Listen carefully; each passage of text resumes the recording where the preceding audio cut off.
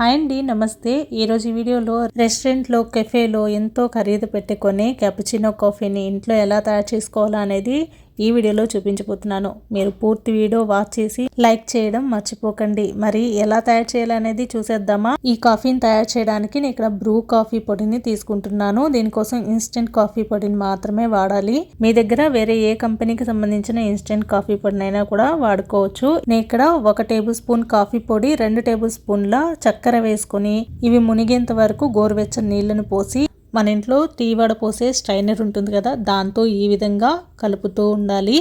దీన్ని కంటిన్యూస్గా కలుపుతూనే ఉండాలి. కనీసం ఒక 10 నుంచి 15 నిమిషాల వరకైనా దీన్ని ఇలాగే కలుపుతూ ఉండాలి. కొంచెం స్పీడ్గా కలపాలి. ఇలా కలుపుతున్నప్పుడు నెమ్మదిగా చక్కెర అంతా కూడా కరిగిపోయి నురగలాగా వస్తుంది. మొదట కొంచెంగానే నురగొస్తుంది. కలిపే కొద్దీ నురగ ఎక్కువగా ఫామ్ అవుతుంది. తర్వాత మరింత ఎక్కువ అవుతుంది. ఈ కన్సిస్టెన్సీ అంతా కూడా డబల్ అవుతుంది అనమాట మనం వేసింది.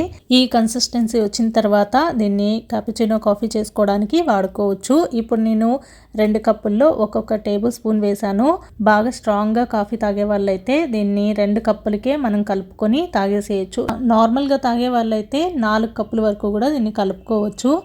నిజంగా రుచి అయితే చాలా బాగుంది. మనం ఇలా ఇంట్లో కన్నా తయారు చేసుకోగలిగితే బోల్డ్ డబ్బులు సేవ్ చేసుకోవచ్చు. పైగా మనకు నచ్చిన హెల్దీ వేలో తయారు చేసుకొని ఎంజాయ్ చేయొచ్చు.